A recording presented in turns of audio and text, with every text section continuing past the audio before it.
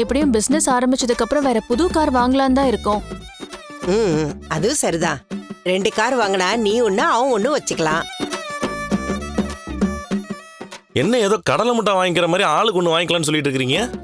ஏங்க இவனை கொஞ்சம் சும்மா இருக்க சொல்லுங்க. இப்பதான் மனோஜுக்கு நல்ல நேரம் ஆரம்பிச்சிருக்கு. படிப்படியா முன்னேற ஆரம்பிச்சிருவான் பாருங்க.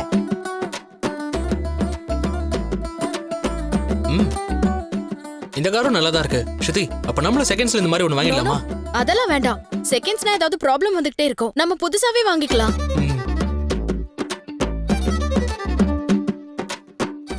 கார் நல்லா தான்டா இருக்குது. எவ்வளவு ஆச்சு? 4 லட்சம்பா. 1 லட்சம் டவுன் பேமெண்ட் கட்டியிருக்கேன். மிச்சதெல்லாம் லோன் தான். 4 லட்சமா?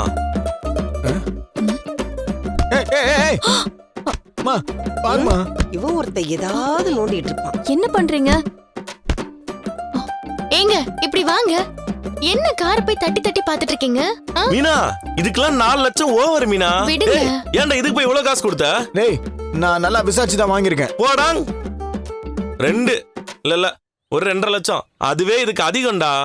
இதுக்கு போய் 4 லட்சம் கொடுத்து வாங்கிட்டு வந்திருக்கிற. பா நல்லா ஏமாந்துட்டு வந்து நிக்கிறான் பாருப்பா. இதுல ஒரு தொழிலதிபர் ஆக போறாராம்.